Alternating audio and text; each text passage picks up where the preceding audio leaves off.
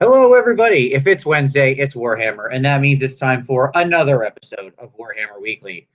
And once again, we're on the road. I believe we fixed the sound issues from 2 weeks ago, so we should have nice, consistent, or mostly consistent sound tonight. Won't that be a pleasure? Right. Hopefully. We'll see. But, of course, joining me is Tom. Tommy, how you doing, sir? Hello, friends. Welcome. It's just the two of us tonight. I apologize because I've been traveling all day today. I've been in airplanes and delayed and stuff. I've spent about 7.5 hours in airports today, so it's been a very long day. But that doesn't stop. The show must go on. So we're going to talk about Battleline tonight, sort of the concept of. I actually wanted to do this. I've been kind of wanting to talk about this issue for a little while. And then the Sustainable Center posted a video discussing it. And I thought, what better motivation? Mm-hmm. So it sort of crystallized it in my head. It's been something bouncing around for a while. So Tom and I are going to deep dive on some Battleline tonight. But first, of course, let's get to some news. What do we got, Tom? Absolutely. So we're going to open up with the rumor engine, as we have been wanting to do recently. Mm. There you go. Okay. Yep. So, I mean, I have my guess. One of the sea creatures for the new Cthulhu Dark Elf releases. See, that's what I wanted to go to first. Like some type of sea creature or dragon or something. Sure. But it doesn't look organic enough. Look at the edges of the scales. Well, let me just say, belly scales sometimes do look like that, rather perfect. But sure. Yeah. No, I think it's too perfect. I actually think this is going to be. This looks like the smooth lines to something like Eldarish, or something like an organic mechanical shape is what I would say. Well, like the plates in a hovercraft or something. Maybe. I mean, I understand what you're talking about. Like, certainly, it could have a very like organic craft. Not an organic craft. Sorry, a mechanical craft that's meant to ape the look of an organic. Sure. Yep. What I'll say is that, excuse me, it's even though it's been turned black and white, we know it's painted in some kind of metallic-esque color scheme. Yes. The way it's highlighted and shaded. Yeah. Yep. So it's definitely, like, and I would say it's probably, like, in reality, I would say it's probably gold, just based on what I'm looking at. And the tones of the gray, but that's hard to infer. But nonetheless, whatever that is, in reality, it is a gold thing. Or sorry, it is a metal thing. Yeah. There you go. Metal thing. Yeah. Metal thing. Yeah, I would agree with that. It's pretty sweet. Yeah, which also is a strike against it necessarily being a sea creature, but it could also be, at the same time, it could be over highlighted with sort of the reflective sheen plates. Yep. If you think back to how they did the beetle that's under Alariel, it has this metallic sheen effect to it. Yep. Right? Yeah. So it's not as though we've never seen an organic creature with that paint effect on it. Indeed. Yeah, I mean, I don't know. I'll say it looks like it's either is the belly plate of a big, draconic. But it would have to be like the base of a neck. Like it couldn't be a belly plate. Yeah. Well, when I say belly plates, I mean the underside. Plate, yeah. Like those that extended down onto. Yeah, but that doesn't explain this crease right here. I mean, most creatures like that have some kind of central thing in their plates. Yeah. Now, could be a crease, they often put like spikes or something there, but traditionally dragons had like a crease there in the middle of their chest. If you, like that's. Yeah. So like the Maw Crusher has little spiky spikes down the middle of his underside. His ridges, right? Yeah, but not all of them do. Like the older dragons all had just, a crease. Yep. Yeah, I'm going with something mechanical and like platey. Wow. That's what I would say. That's fine. I love, Tom, you know what I love about you? You always go the opposite direction of what I would think it would be, because you've You managed to make everything into an AOS rumor, and the first time we get something that looks vaguely draconic, I think, in a while, you're like, nope, 40K. Too obvious bait. It's you can't trick me, GW. I know what you're doing. You're always one step ahead of them. Absolutely. Yeah, so there's that. That's pretty neat. Moving on, we had the leak of the White Dwarf that's dropping this next week, which was filled with lots and lots of goodies. One of those things was new Warhammer Quest adversary cards, a bunch of Chaos adversaries. Yeah. What I find so fantastic about this is they chose to identify or to highlight that this is not just any adversary cards. Okay. These are the Chaos adversary cards. Yeah. Like, I don't want to read too much into this, but I do want to point out that, like, they could have just said, instead of the hero cards, these are adversary cards. Right, but aren't all the bad guys in Warhammer Quest? So far Chaos? They are. Yeah, so far they are. That's what I'm saying. You could just say adversary cards and be done with it. But they didn't. They identified Chaos specifically. I've been wondering for a while if we don't have another Warhammer Quest coming that's going to be undead related, like death related. Yeah, sure. And so this may be like the Chaos cycle for Warhammer Quest, maybe. And then we may get like 1 or 2, death games or something like that. Like, I could see them moving in that direction. Sure. Especially with the new event. Yeah, I mean, we know with Malign Portents. So what they said very clearly at Nova when it comes to Malign Portents, don't jump around on your images. I could see you wanted to click buttons. I could see you want to do it. That's how you get your YouTube page, it turned into a meme. We know with Malign Portents, what they said at Nova, that it's going to be like an across-the-board event, right? Yeah. It's not just like new death models or a campaign or anything like that. Like, it's going to be, it is the central thrust that will drive everything. As far as we know, it will touch, there'll be novels, and there will be model releases, and there will be probably a couple standalone things to support it. So it makes sense to me that that could happen. Sure, I'd be all about that. Why not? I mean, yeah. I'm trying to think back to like Hero Quest and Warhammer Quest, and you'll have to forgive me, it's been 27 years or something, but wasn't there an undead focused Hero Quest expansion? Lich Lord, Lich King, something. Like Lair of the Lich King, maybe. We need Hooves of Doom. He would know. Indeed.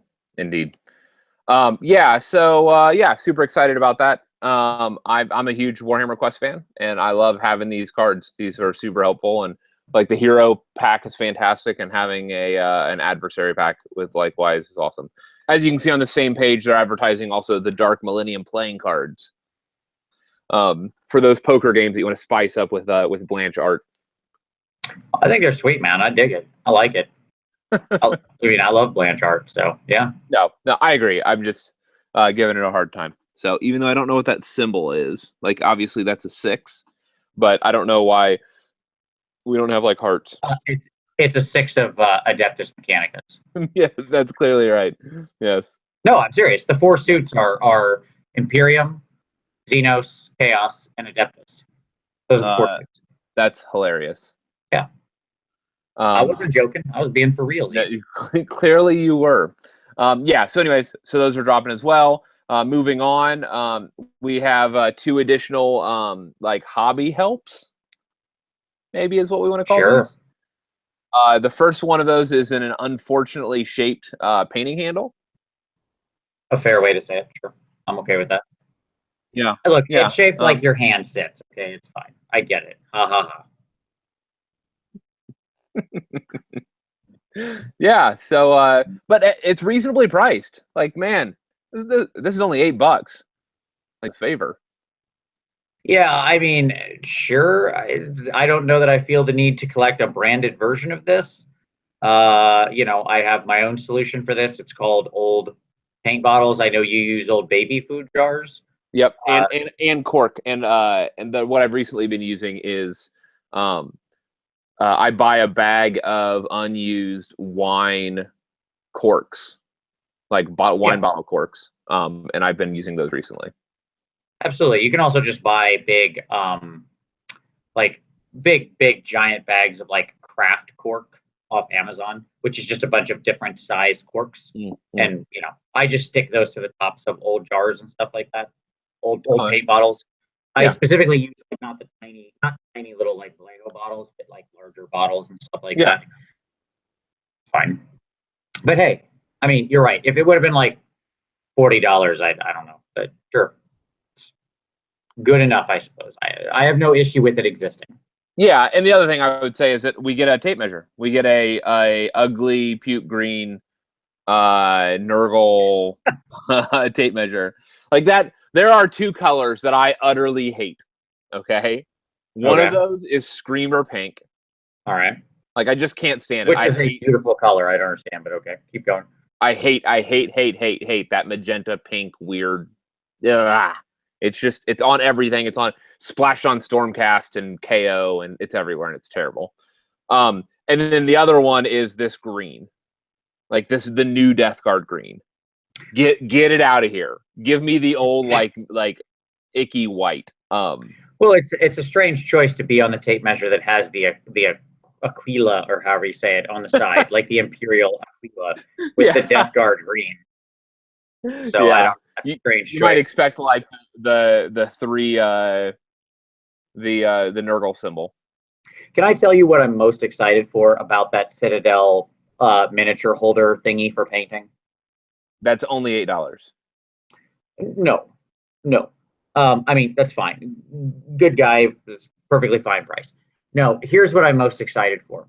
I am so tired of watching Duncan in his videos paint his models and hold the models themselves. That is such a terrible habit. And he's teaching thousands of people in a really poor habit. Right. Like, it's a basic thing. You shouldn't hold your model. You smear paint, you get your oil from your hands on it, you put your hand into a stress position where it gets tired more easily and can cause long-term damage if you're going to be somebody who paints a lot and regularly. Like, there are a million reasons why you should have something holding your model that is more comfortable and a natural position for your hand to be in, both for the quality of the outcome and for the quality of your life. And he is sitting there teaching people wrong for the past 2 years. I have no problem with his techniques. I love the way Duncan teaches people to paint. He's such a like interactive, good, and the way he explains things is wonderful and perfect. I love his instruction method. Stop holding the model. And so now he'll be able to use this because it's like Citadel branded, right? Right. So finally he'll stop, and they'll want to push it, right? Yeah. They'll want people to buy it, so they'll tell him every video. Which is good because now he'll finally introduce people to the idea that they should be having something under their model. Yeah. Absolutely. No, I agree. Okay. So additional things, like there was a water pot and a paint table and some other stuff that showed up. What was interesting to me was the the Warhammer Age of Sigmar battle journal. I guess this is a thing where like people like I don't know. I guess notepads aren't working or something. I don't know, but it's a thing and it's coming. The battle journal. I know that Ben Curry just recently created one of these and put it out to market not too long ago. So poor guy, GW is like, that was a great idea. Well, there you go. I mean, I will say, you get like that army roster pad in the limited edition. I like one of the members of my group has like claimed that of his own. He writes all his army lists on that now. He's always been a pencil and paper guy. He doesn't use full build or anything. So he loves that little army roster pad. Like it's just I've got every army he's had since GHB 17 on one of those sheets. So that's hilarious. Well, that'll work real well for him. Yeah. Other things, a bunch of terrain kits just like exploded that are going to be dropping soon. This is the one that I'm most excited for, honestly, which is the Prometheum Refinery. as you guys will see with my my hobby stuff, with my project, I've been using a lot of this terrain recently, and so I am actually super stoked to have just more bundles that have big discounts on them. Do we have the pricing on these yet? Because it's all previous kits that already exist. It's not they're all terrain. yeah. There aren't new terrain. It's just rebundled, repackaged stuff. The pricing is all different. So, for example, like this is I think 115 maybe, which is like a bunch of different. Like it has the small one, the big one, the stack on top, like the double stack, and then a bunch of decking, and a bunch of legs. So it's like all of the best kits put together. There's the plasma conduit. I don't know which one how much that costs. There's a thermic plasmic regulators, and I haven't actually seen these before. So this may be a new terrain kit. These regulators, because I'm very familiar with the terrain that they had available, and this was not available when I built my board. There's like that didn't come in any of the board sets, is what I would say. And then the terrain that came in the moon base bundle, that box, they're releasing independently. And this scatter terrain is only like $30. So if you can get that at a discount, you can get for $25 or whatever. You can pretty easily pick up a bunch of nice scatter terrain you can build some nice pieces with. Pieces that you can cut up and put on bases. That's what that's for. Exactly. I'm looking at that going, man, I love ruins on my bases, and I got a whole sisters army I need to get some bases for. It's gonna have there you go. Urban ruined, sort of as the basing scheme. So you're in luck, Vince. And then for AOS, we have the Ruins of Elixia, which is basically just the AOS terrain pieces. Right, just all of them thrown in together. All of them bundled together, and at a good two things. First, the Dragon Fate dice isn't available independently anymore. It doesn't exist. And if you know anything about when I was at Guard Tower, I was looking to see if they had any. This stuff is moving fast and it's expensive now. Sure. Because it's just not available. And so it's been a chase piece recently. And they bundled it here at a fairly affordable cost. $120 for all of this, $150 for all this terrain, which I think it's going to retails for over $200 easily.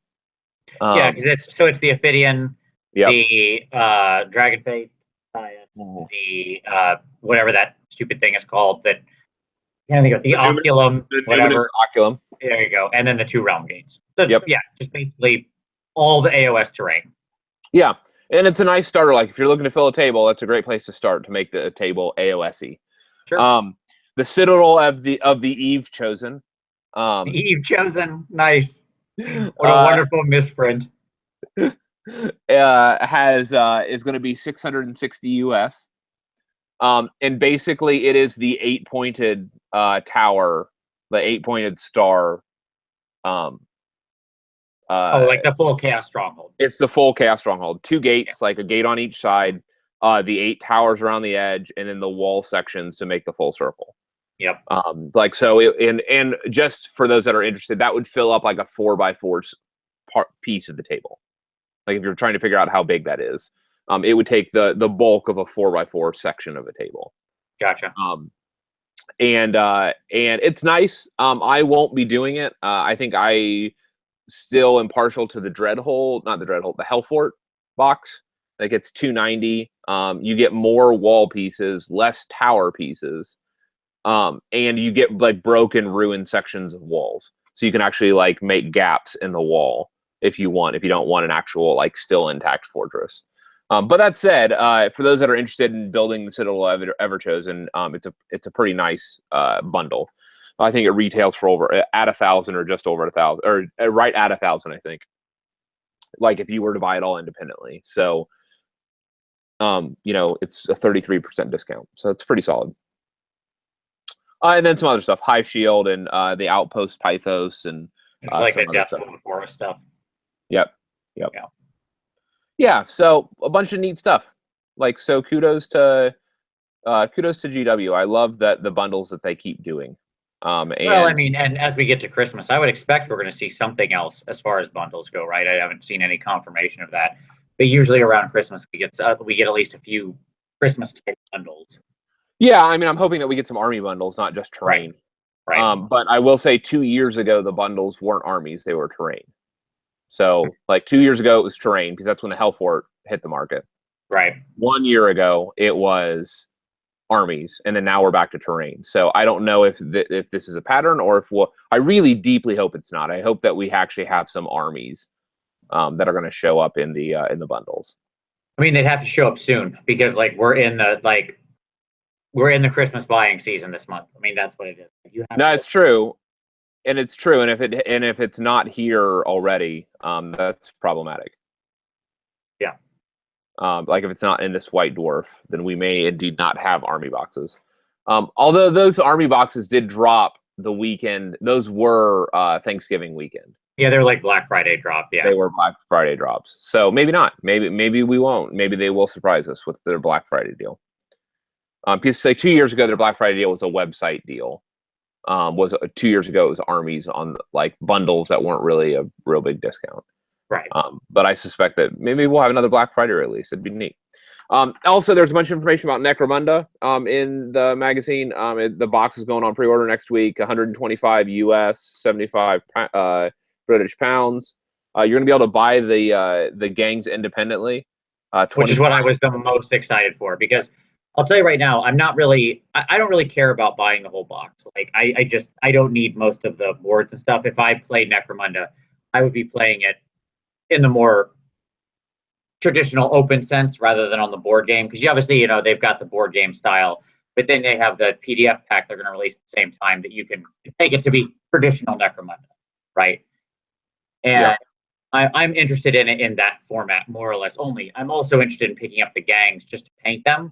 And this has been my problem. Like, I really wanted the Eshin gang or whatever. I really didn't, or Escher. I really didn't want the Goliaths. I don't like them very much. Yeah. I think they look stupid. Yeah, so sorry, Goliath lovers. It's not a hit on anybody. If you love them, knock yourself out. Can I jump in real quick? Sure. Arkin asked about the Necromunda price for Australia. 100 or AUD. Is AUS the same price?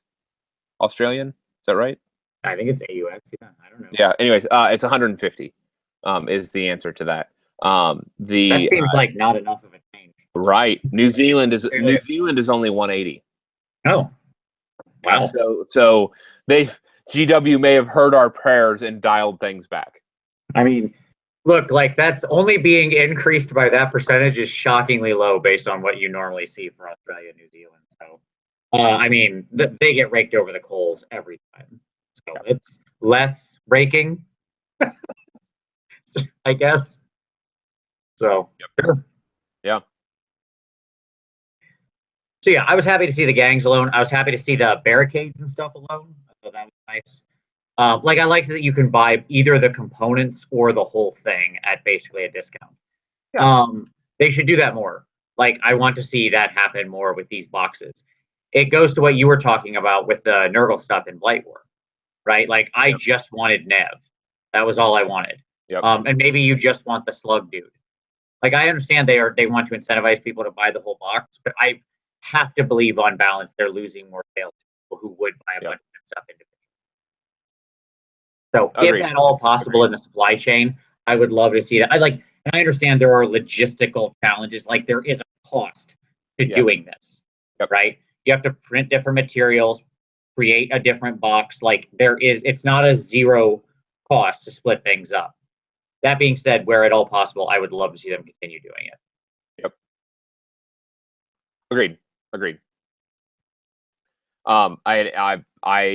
I ranted about this already. So right. I don't have much more to add to that. Yeah, I mean, I'm sympathetic. I get why they don't always do it, but please do it as much as you can. And by the way, for expansions, they've mentioned that the 4 additional clan houses are coming in 2018. They had also mentioned that to do this not in the Underhive, but like in the streets or whatever, like that's going to be a separate expansion, I think is what they said. Yeah, I think they said it's a PDF that releases basically at the same time. Oh, it was at the same time? Okay, good. We also heard that for Shadespire this last week, we had the FAQ drop, and that we are going to be getting additional warbands. We'll see Skaven and Fire Slayers in Q1 for 2018. So I'm stoked about the Fire Slayers. They'll have a nice place in my army. Yeah, here's what I'll say. That seems late, right? Yeah. Like it seems like they would have released it sooner. Well, you mean in Q1? Yeah. Well, I Like, mean, I feel like January is Q1. I understand, but I don't know that they're coming in or not. The Right. Q1 means January, February, or March. That's what it means. It's 3 months. It's a quarter. Um, and I'll say that I wonder if this isn't production related because we know that they've had Oh, some yeah. production challenges Oh, with yeah. Yeah. printing everything. They had to install the new like mold or whatever the heck, The new support, the Nottingham power system support. Yeah. Correct. Yeah, they had to have like the city of Nottingham actually like change the power grid to feed more power to their factory there and stuff because it wasn't set up to handle the new machines. And I wonder if like we didn't get some things slightly pushed back in the schedule because Yep. they just can't. Yeah, they can't put out the material. Yeah. Yeah. Yep. They don't have the infrastructure to support it. Right. Yeah. I really think that that's probably one of the elements behind this as to why you haven't seen more of a couple different items released, and maybe why a couple things are happening later in the schedule than we might otherwise think. Right. No, I agree with that. I agree with that. And I think that their choice to continue to support 40K, obviously, like they're striking when the iron's hot. Like that's what they Sure. need to be doing. And so, like, if they're going to make a call between 40K, continuing to support this new release this year, and making sure that they can keep the kits up for that, and an AOS, big release, like they're going to continue to support that. And I agree with them. I think it's the right call, even if we're not getting as many AOS releases as we might have liked. Yeah, I mean, 100%. That's the right call, right? Like, Yeah. In the end, we don't need another army that bad. I want one, right? But like, we don't need it that badly. If I can wait 3 months. You know what I mean? But 40K is the hot seller right now. Support that. Don't turn people away because they couldn't get their hands on the product. That's terrible, right? Somebody actually playing the game. We need more than somebody just getting a new army. Yeah, no, it's true. It's true. Yeah, no, I agree. Like they can always push back new releases if they need to. Plus, I'm a pleasure delayer naturally, so I want to see just like a deluge of releases in 2018, right? Like AOS comes roaring back, and we just go like, bam, bam, bam, bam. That would be amazing. So I'm all about that. And I think that's the news. But is it Blood and Glory this weekend? Is that what's this weekend in the UK? Blood and Glory, which they'll, by the way, have a number of they're having a big seminar like Adepticon does, which means that we'll know whatever those releases like. There's some big news dropping this weekend. We don't know what that is yet. Yep, it should be very exciting. Like I'm very interested to see what comes out of that. Obviously, we'll be at Holy Havoc this weekend. So that I'm very much looking forward to that. Should be an absolutely awesome time. As I threatened on Twitter, I'm gonna bring you a pair of like overall jorts, Tom, so that way you can dress up like Alyssa Milano, so we can go up against the Double Dragon team of Elliot and Andrea. So there you go. I'm ready to go. Clearly, you are ready to go. Absolutely, it should be a very fun time. So it's gonna be a big tournament weekend all around. But I think if I'm interested to see what they will preview, because obviously the big thing at Nova was like a huge discussion in Necromunda, right? Agreed. That was the big reveal there. And now Necromunda dropped. Right, we already know, so there's nothing more that we can do with that. So we've got to put something big on the hook. Oh, the other big thing at Nova was the army book releases for 40K, which again now have all come and gone, right? Like we've seen all those. Yeah, so, we know that the chapter required or whatever the 40K General's Handbook is dropping next month. So we know that's the big 40K thing that's happening. Sure. But the question in it is where does AOS sit? Well, I mean, one would imagine at Blood and Glory, which is obviously a AOS tournament, that's like the biggest AOS tournament or one of, that they're going to be focusing more on AOS stuff, right? Yeah. So I'm hoping we get it. Like my personal hope, fingers crossed, is that we get a real deep dive into malign portents and exactly what is going to happen with it. Oh, that'd be neat. That'd be neat. Just like a 10,000-foot view. Sure. Like an overview of like, yes, there's going to be these releases, and maybe not. I don't need every kit, but sort of a general structure, right? Like, yeah, we'll have a death rattle, we'll have a Nurgle, we'll have and then the elves will finally jump in or something, sure. And just leave it at that. Yeah. You're never going to get your elf news. It's not like you're going to get your elf news literally the day before they go on pre-order. They're gonna hold it back to the last moment. Which, let me just say that, like, honestly, I'm okay with, because I don't need to be distracted from my current projects. Sure. But what I would also say is that, like, I'm interested in elves, but I'm also not, like, chomping at the bit for elves. Does that make sense? Like, well, it would make sense if you were champing at the bit, since that's what horses do. They don't chomp, they champ. But that being said, yes, I understand what you mean. You have a current project that has your attention, right? Yeah. Yeah, so, and even like sea elves, like I don't know that I would dive in for Cthulhu Dark Elves. Like I don't know that that's my cup of tea. Sure. So like I could do high elves, but yeah, I don't know. I'm guessing. I'll make a bold prediction now. Okay. Predict for me, Vince. All right. Here's my bold prediction now. Okay. What were the two rumored sort of elvish factions? The Lust Elves, the Lust Cult, the Pleasure Cult. Yeah. And like a deep sea Cthulhu elf. Sure.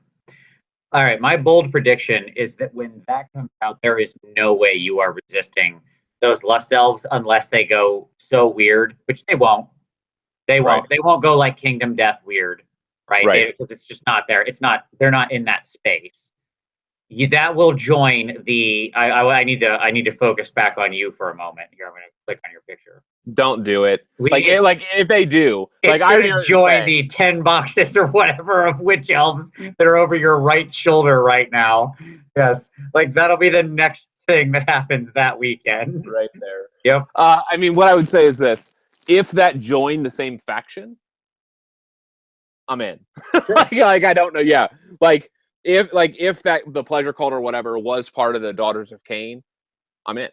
Like, because that's already an army that I've been wanting to build. I already know what board I'm going to build for that. Like, just to put things in perspective. Yeah. Like, I've already concepted that out and what my basing scheme is. And when I go that route, I know where I'm going. Sure. And so, like, if that links up, I'm in. But if it's something new, if it's a Slaanesh release, like a Chaos release, I probably am not. I know. I'm all for that one. I know you are. But all right. So, anyways, my prediction is one of those two will draw your attention, and you will have a new collection of unpainted boxes joining your ever-growing cabinet stacked to the ceiling. Yeah, and the funny thing is like Nurgle's going to be big, and I still get tagged in like every Nurgle conversation that ever happens on TGA. Like everybody's like Tom, which by the way, let me just say, I had one of the most enjoyable experiences I've ever had, where a conversation came up on like one of the Facebook pages, like the AOS fans. I think I sent you the image to this. You did. Where they're like da da da da da. This is obviously the Johnny in me. Somebody said something like, what's a good build for Nurgle or whatever? What sort of Nurgle alliance? What's competitive? And people are like kind of like da da da. This is neat. This is new. And then somebody's like, I've seen an amazing build, out of control. Da, da, da. And then they just reposted my list, and I'm like, that looks kind of familiar. And then they linked my blog, and I'm like, oh, that looks really familiar.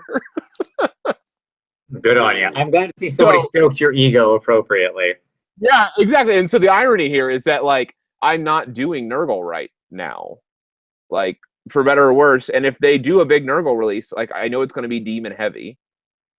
And so I'm mostly into Nurgle Mortal, and I would have to basically restart a new army. I have a block of like 30 some painted plague bearers, so I know what my scheme would be if I went like demonic Nurgle. Sure, but let me say the scheme would stand out. I think it'd be fun to paint. Like, yeah. It would be fun to, like, don't get me wrong, it'd be easy too, because that's all Zenithal and washes with a little bit of dry brushing. So like doing another 60 plague bearers would be super quick.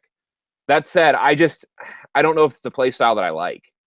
And I know that sounds silly because it's a lot like my other plague touched warband play style, but it's not. And I could get into that later. But so I don't know. So I don't know that I'd be interested in going back to Nurgle at this point. At least not right now. Maybe I say after stay with your current project and wait for the elves. They're coming, man. They're coming. I know.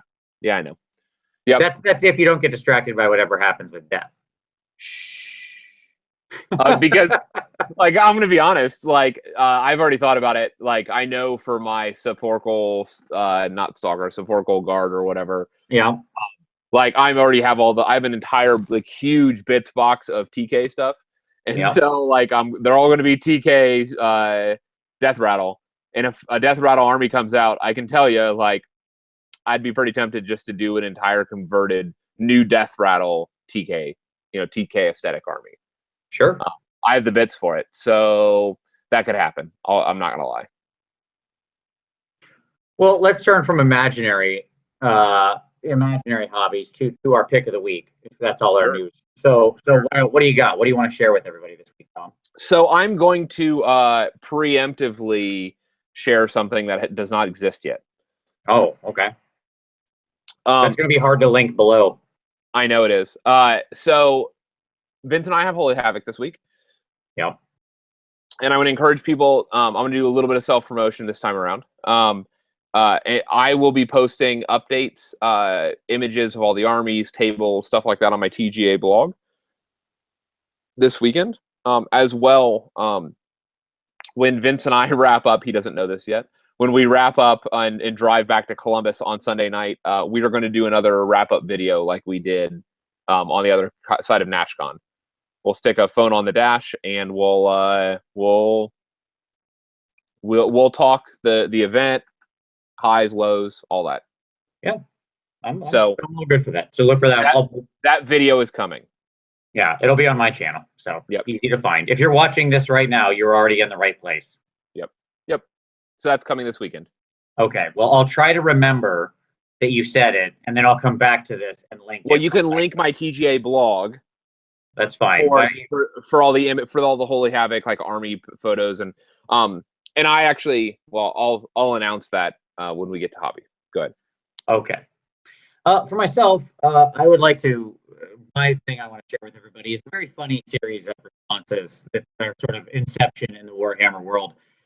So every Friday I do a topic of the week, which you may or may not watch, which is fine.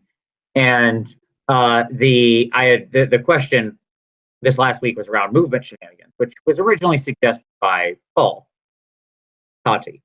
Yep. And Paul sort of posted a response to it, and then Ant did a response where he watched the video and commented live on the video. Okay. And so like you had Paul's part playing, and then Ant would stop it and then talk, like respond in real time, like a reaction video. Yeah. Right? Yep. And then Paul Kuhner posted a video of him watching Ant watching Paul respond, and then he would stop both of them and comment over the top of all of them.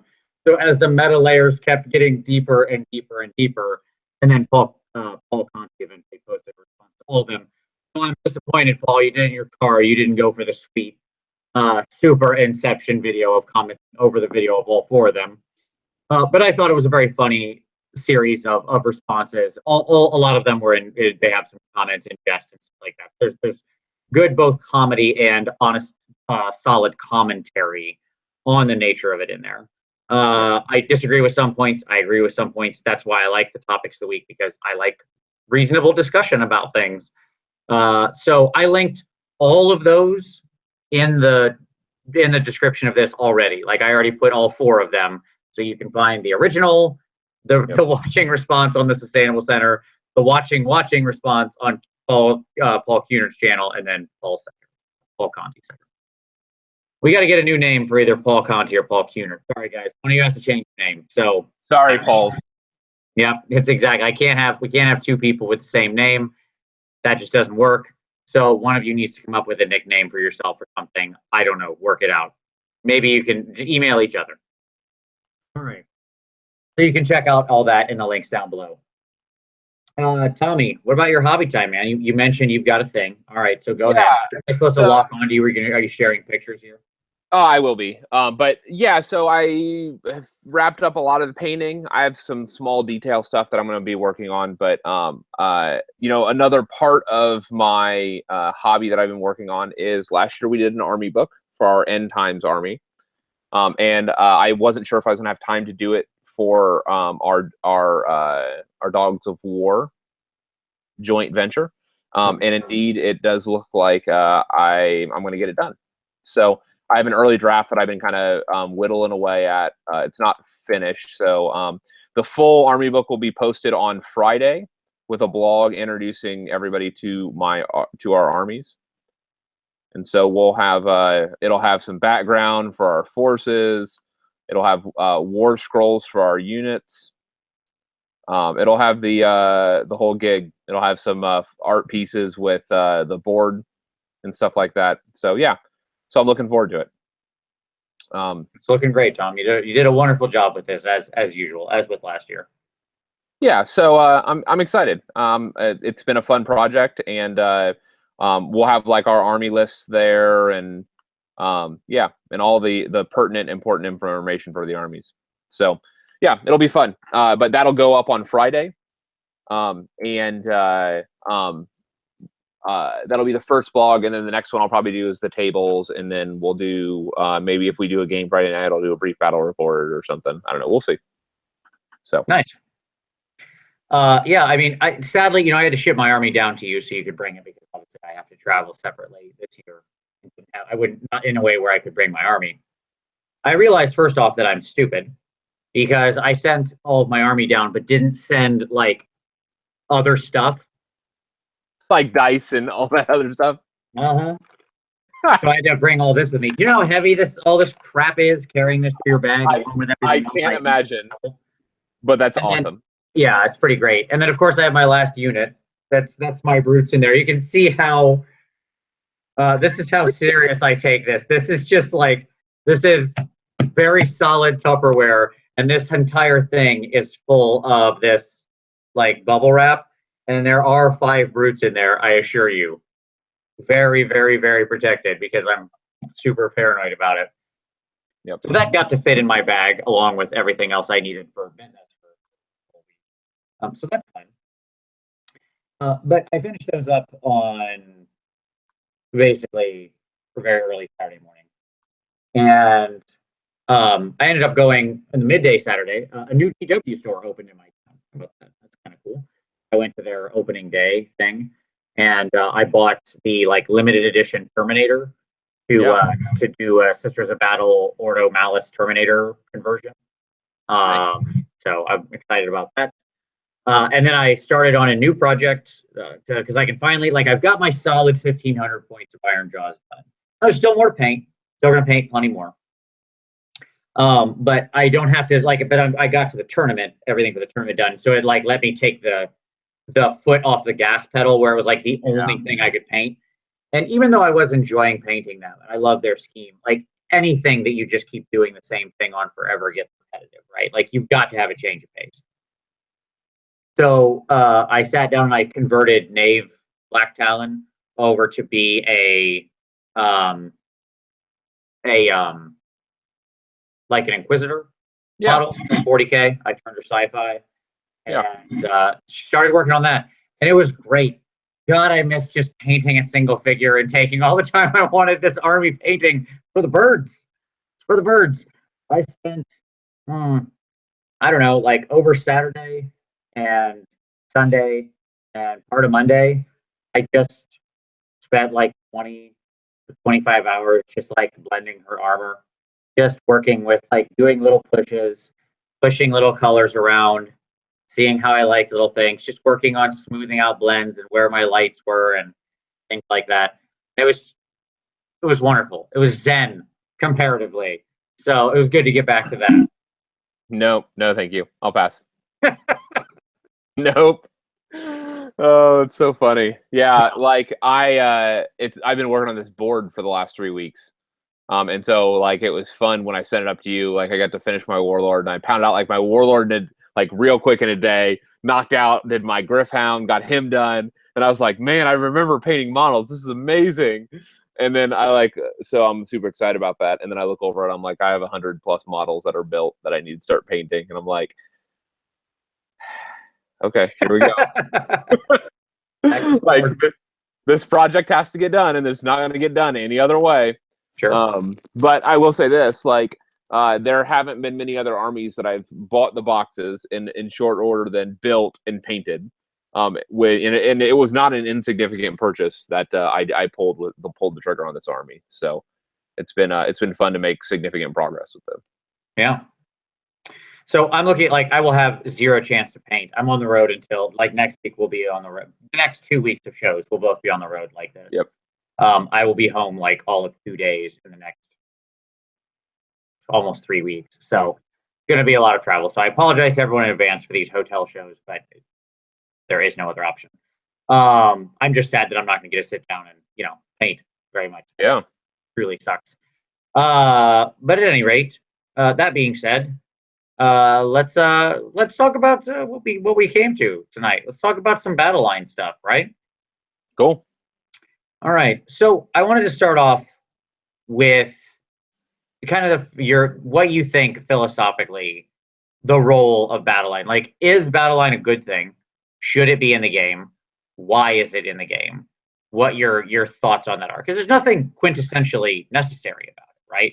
Right. It's not as though the rules construct of this game necessitate its inclusion. One could certainly imagine a version of the game without it. But yet almost every version of Warhammer, both realistically, frankly, both 40K and fantasy, have had some kind of conception that looks like this, right? Like sort of where the core concept is at. Of, I would think of it as, maybe we'll call it like the core trooper, or the baseline, the battle line, the strong center, the skeleton, whatever you want to think of it as, right? So it's always been sort of the same thing. So this is what I'll say, is that I think it has a value because it tells you something about that force. So it communicates who that army is, like at the root of that force. Now, I don't think that it's necessary. I hate the idea that I can't have an army of giants. Now, if we had like a core giant, like a Battleline giant, it would be another issue. But inevitably, what ends up happening is that that's symptomatic of, like, I also can't have an army with no Arcanaut company. Like, I can't have a bunch of ships. Sure. Like, and that's a bummer. Like, I don't know how else to say it. Like, that's one of the things that I wish that I had that I don't. Yeah, I mean, you bring up a good point. And so this is one of the things that Ant in his video on the Sustainable Center that he sort of lamented, right? Is that it's a double-edged sword. So, like, and it truly is. On one hand, I completely agree with you. Like, most units in an army, if you think about the way they are, they're sort of extrapolations or alterations of a core concept, right? Yep. This was true in old Warhammer. It's still true to this day for a lot of the things that get released, right? Maybe not always, but to some degree or another. But the problem is you have to have, like, the baseline, right? It's like when you take the polygraph or whatever, and they ask you your name and where you live and stuff like that to get a baseline. Now, polygraphs don't work; they're not real, but that's okay. Aside from that, the idea is the same. It's establishing a baseline. Yes. And those core troopers, I think you're right. I think they do sort of set the assumed aesthetic and theme for the army, and give something for everything else to be a step away from. Right. Everything else becomes a variant of that thing. Yeah, to some degree. And again, there's going to be exceptions, obviously, blah, blah, blah. But, when you look at somebody like the Stormcast, that's a really easy, that's a very linear example of this, right? Like, you look at the Liberator, and he is the silhouette of the Stormcast. He is the theme and the idea of the Stormcast distilled into its purest form, right? Yep. The lightning, the hammer, the heavy armor, death mask. Boom. and then things change from there, right? Retributors have bigger hammers, and prosecutors have wings. You know what I'm saying? Like, and blah blah blah blah blah. Yeah. Adjudicators have bows, no shields. Right. Exactly. You know, and so on and so forth. Now, as I said, not all armies follow that sort of extrapolation so tightly. Yeah.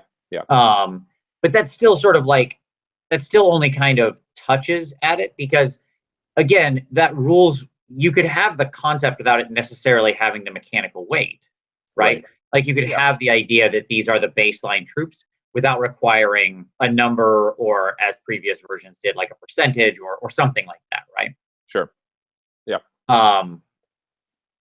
So I will say that I favor the current interpretation of the way Battleline works over the previous ones. Okay. So percentage of your army. Yeah, like I like having just a number, right? Like I have these sort of slots I have to fill. Right. And you can take that all the way up and have it a bulk of your army, or you can have it as a token representation in your force. Yes. Like, you know, we'll touch on this more when we get into sort of the individual battle lines of the armies, but it is very reasonable in most of the Grand Alliances that I could fill out my battle line in a 2,000 point force if I was so inclined, with like 9 to 15 models. Yeah. Right? Yep. That's a light lift. Okay. Like on an army scale, that's a pretty light lift. Yeah. And so, but at the same time, I could also fill out my battle line with, in most of those forces, maybe not all, but in most of those forces with like 120 models, right? Or 180 or something like that could be the amount of models, depending, like death being a big offender for that one, right? Yeah. So to me, there's a lot of variability there, and it actually introduces a sort of interesting puzzle, which I think has value. You know, there's an old canard that sort of restriction breeds creativity, right? And so I do think that you're right. There is an edge of this sword that is like, I can't have an army of all giants, or as you mentioned with KO, I can't have the army of all ships, right? Or whatever. Yep. But I will say, I think that's minimized by, we'll talk about conditional battle line in a moment. I think conditional battle line can help to minimize that impact some. I think that's a good thing that it pay for that in other. Your audio is going out a little bit. Oh, sorry. Was that? I started looking up at and I think that. Don't do that. Don't do that. Start the screen. Point at the screen. There we go. Yeah, I think it's like, overall, I would say I think it has value to set, even though there's a cost that we can't do those hyper cool armies. Maybe. I don't think, a lot of people talk about it in terms of creating balance. I don't really think it does much for creating balance. Okay. I just don't. Right. Because I can buy off my battle line so super cheap, right? Balance is created through needing large units, or the way that scenarios are constructed, or the way the rules on the individual models. I think, honestly, the presence of battle line has almost nothing to do with balance. Okay.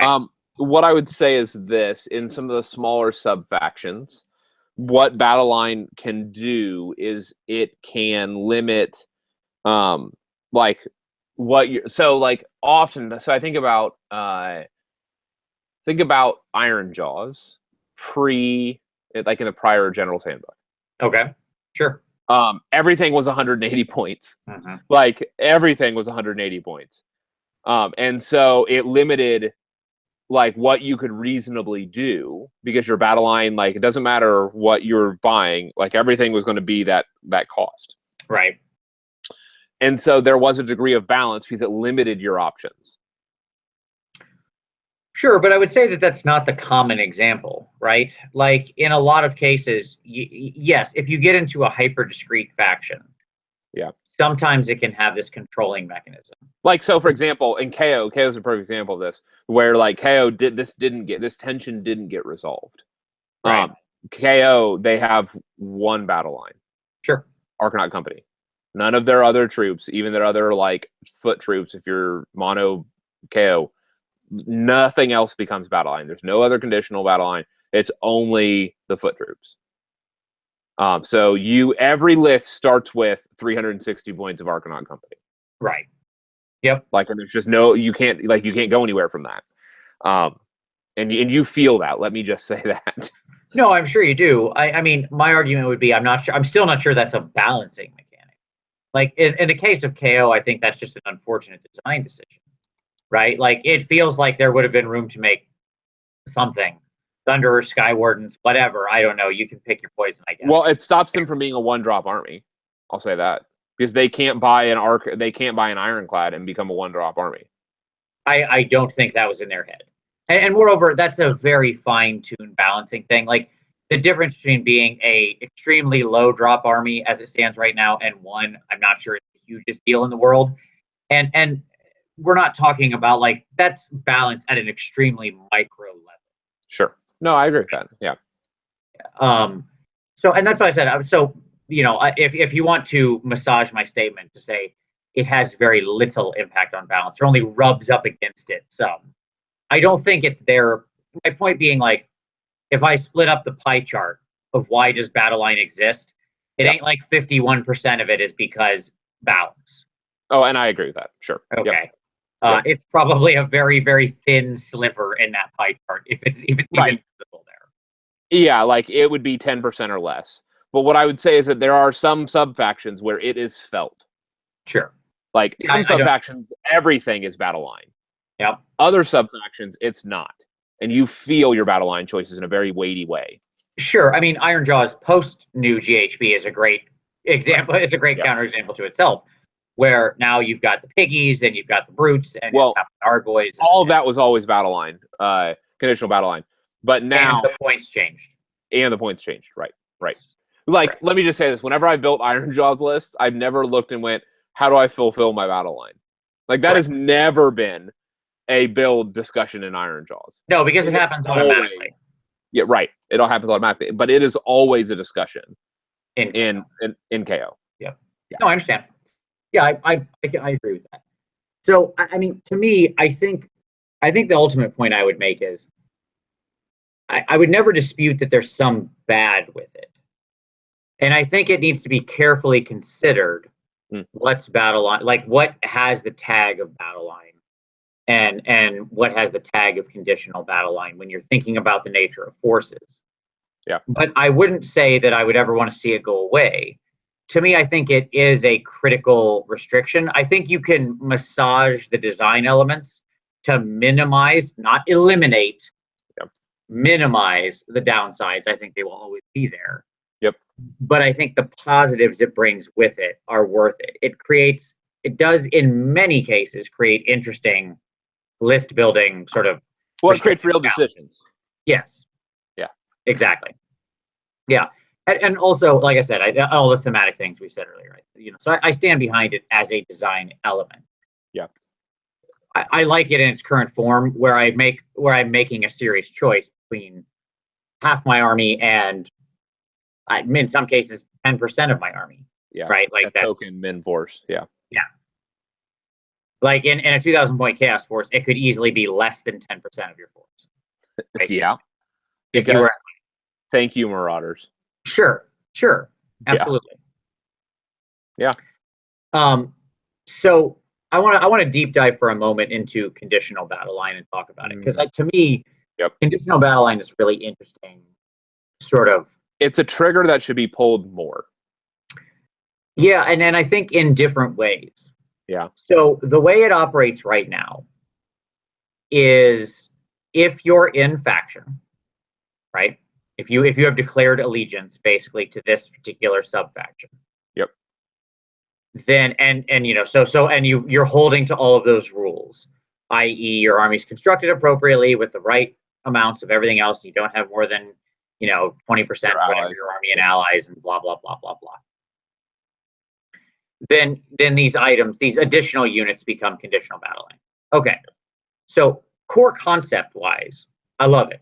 Right. I mean, I don't think I've ever heard anybody really complain about the existence of conditional battle line. I think it's viewed almost universally as a positive, right? Right. People just want more most of the time. Yeah, sure, absolutely. I think that it does open up. It rewards you for sticking in faction in an interesting way, because theoretically you had the same. It didn't change the points. You had the same units available before you do now, right? Like within that span of that faction, like no new choices. There's no secret unlocks, right? There's no unit that's like you cannot take this unit unless your allegiance this thing. Yep. Right. By the way, they could go that direction. Like that's an open piece of design space that has never been explored. The idea of conditional availability. Yeah. So I don't know. I doubt they will. And the only reason why I say that is because they don't want to limit who they can sell their kits to. Sure. No, totally fair. I'm just saying, like, we've never went that very restrictive direction, and that is a world we could live in. Like, the rules construct supports that. Yeah. Yep. But the interesting thing to me about it is right now you've basically got kind of two variations on this. One, you are in allegiance, or two, you're in allegiance and why, right? So actually, can I jump in here real quick? Sure. They have actually pulled this trigger the other direction. Okay. And it just dawned on me. So we have generic battle line and conditional battle line, right? Sure. That's not actually true. Okay. And what I mean by that is this. If you are in allegiance for like Kharadron Overlords, generic battle line turns off for allies. Yeah, sure. So your battle line allies don't count as battle line. Yes. Battle line allies don't get, so they do actually, like, they don't make units completely unavailable, but they do shut off a unit's battle line status. So they do conditional battle line the other direction.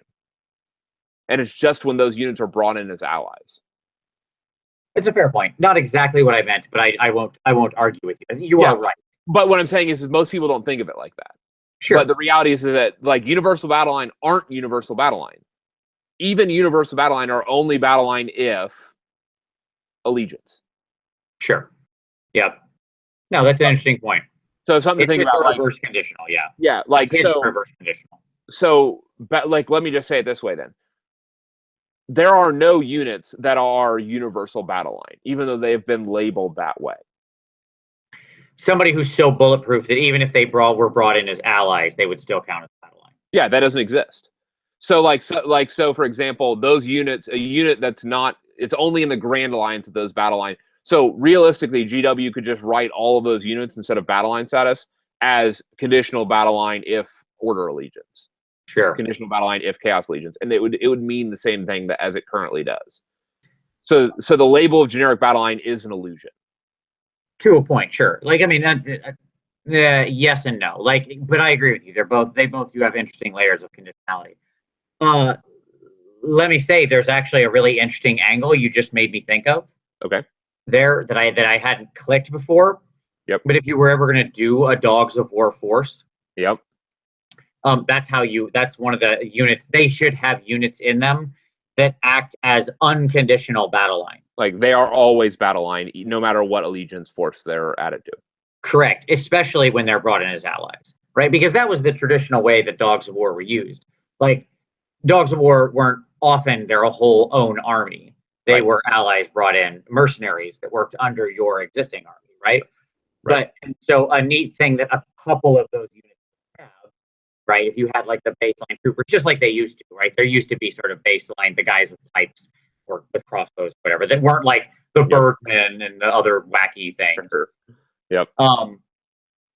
If they were to introduce an army of that concept, the mercenaries of the mortal realms, as it were, then those should have like bulletproof battle line, right? So no matter what army you take them in, they should still count. Some units in that. Yeah, that'd be neat. Hadn't thought about the fact that that's actually open design space until you put a pin on that. Really interesting. Okay, there you go. Steal that, GW. All yours. They probably already thought about that. I didn't yet. So, when we talk about, to return back to just like truly conditional battle line where it's written on the thing, right? We basically have like conditional if allegiance and conditional if allegiance and something, right? Yeah. Like the example I always run to is like flesh hounds who are conditional battle line You know, if you're like Chaos, Corn Demon, and Karnak is your general, which is the funniest thing to me in the universe. Yes. That you've got to get that 3-headed dog as your general. Which, let me just say, like, I'm not gonna lie, I looked at building one of those lists this last week. Yeah, you did. I did. Like, it's awesome. I put it down on paper because I wanted a re-rollable +1 unbind on every pack of dogs. Sure, absolutely. So it's a great answer for. I mean, those dogs will munch up horrors, man, and you can shut off a lot of spells. Yep. Like a lot of spells. Each one's thrown 4 attacks. Yep. Absolutely, they'll eat up some 5-up and 6-up save horrors, like and no save horrors. That's for sure. But to me, this is like a space that has the most potential exploration we haven't touched yet. Yeah. And I think I understand why we didn't touch it yet. Because to me, it went like this. GHB 2016 was the first codification. Yeah, establishing the idea. There are points, there's these scenarios, there is match play. It's this thing. They had to build the whole construct, right? Yep. Well, they wanted to reimagine it. They wanted to reimagine it and divorce it from 8th edition. Right. Yep. So then, and you know, all the Force org stuff we're discussing was created there. Yeah. Right. Like that's where this got introduced. GHB 2017 was sort of the necessary refinement. It needed to focus pretty heavily on things like points adjustments, the addition of allegiance abilities, like a lot of things like that they needed to do to catch up to where the game design had evolved to. Agreed completely. Yep. So to me, 2018 is the opportunity where we can start now pushing some design space. And I think the nature of having conditional battle line is an interesting way it could go. So we've talked about this a little bit. Do you want to talk about some of the other ways this could be imagined? Yeah. So what if you had a conditional battle line that triggered on the inclusion of a certain unit? So not a certain general, but a certain unit. So for example, let's say that I added Morbidex to my Nurgle force. When I add, let's say, and Nurglings, like he has an affinity for Nurglings, like he spits out Nurglings. It would make sense if suddenly Nurglings gained battle line status if Morbidex was in the actual army. Not the general, just in it. If he was in it, if he was included, he doesn't have to be the general. Right. He was just in it for them to become battle line. Yep. So that would be one easy way that you could roll this out. Yeah, and there are 100 variations on that, right? Once you open that door, the variations to this, the permutations of this are limitless. You could go battle line if there are these, if each of these other units. Okay. So like, you could go battle line if each of these other units exist. Yes. Right. Like if A, B, and C are present in the army, then D becomes battle line. Yep. Okay. You could go if you do not have A or something in the army. Yeah. This is battle line. Right. So if you don't have. So here's one. Go ahead. Yeah. If you don't have any allies, sure, X becomes battle line. Yep. Exactly. So to me, there's so much more rich space to explore here. Yeah. You could even do conditional battle line where like they're only battle line if there are X numbers of units of them. Yeah. Like so if there are 3 units of flesh hounds in your army, they each count as battle line. Sure. Yeah. The idea that there sort of needs to be a critical mass of the thing for it to count as your core, right? And that could thematically make sense with some units in the game. So like I want to see them push this concept and expand it more, because I think it does, to return back to our previous sort of conversation, I think it does open up all of these other interesting avenues of list building and army construction, right? Oh, agreed. And you can do the same thing, by the way, with battalions. Like battalions could start doing this, right? Mm-hmm. In this battalion, unit X counts as battle line, right? Mm-hmm. Or whatever. Like, again, there's so many different venues this could go down. that again will push the list building element. So anything else we want to say on conditionals? No, I just would encourage GW to do it. Like, run with this. This is a design space that needs to be explored. Especially if they're going to be the theoretical backbone of the army, right? Or an important element. An element you felt important enough, however you define that. Like, I don't want to get into the sort of like nuanced discussion of exactly what is it supposed to represent. I don't care. Yeah. I don't care. It's important enough that they felt it needed mechanical weight. Yeah, right? and let me just say that the GW has kind of done something similar, but just not Battleline specific. In KO, which is their most recent, like, quote unquote new release. So I think they are learning this lesson. Like, I think they're getting there. So in the KO release, each skyport had an additional note that was about that was specifically about, like, if you are this skyport and you take X battalion, then Y. Sure. And so for example, like an example of this is like Iron Sky Command, which is like choose 3 heroes from a list. It said, like, if, you know, and like Urbaz, for example, is like the chemist, like the tinkerer chemist skyport, or it's like the merchant trader one, but they have a bunch of chemists. And so their ability was, you know, if you take Iron Sky Command and your Urbaz, then you can include any number of chemists in that battalion. Sure. Yeah. And so they're doing some of this already, even in the most recent release. I'm just saying do more of it and do it with Battleline. Right. Exactly. So let's turn from the theoretical and the game design into the concrete, and ask the question: what makes a good Battleline unit? So, Tom, what makes a good Battleline unit? I have some opinions and thoughts, but I want to hear yours first. That it fulfills a role on the battlefield. Yep. That it is competitively costed. Okay, sure. Taken in a broad sense, right? Meaning that it's not an overcosted nothing where you're paying too much for a piece of garbage. Yes, like in the ecosystem of units, a good battle line is the type of battle line that is going to do something intentional when you buy it. That it is and it's affordable, so it's not overcosted. So it's a good point for, capability ratio. And or it's cheap. And what I mean by that, what I mean by that is, like, zombies and marauders are good, not because they do anything. Right. They're good because they can get you out of your battle line for under 200 points. Well, I would argue that is doing something, right? Like, that what it's doing is fulfilling the battle line requirement cheaply and providing you with just cheap throwaway chaff or point holders, right? I mean, that's what that ends up being. That is a role. Yeah, I don't know. Like I said, I used to field 30 marauders in 3 groups of 10, and they were fairly useless. I lost a game at NashCon against Matthew Sweeney because my marauders couldn't kill his liberators. Well, that's not surprising. I mean, I wouldn't bank on that to happen anyways. You're right. They just needed to kill one, and they didn't do that. Even that's probably a stretch, but sure, I understand what you mean.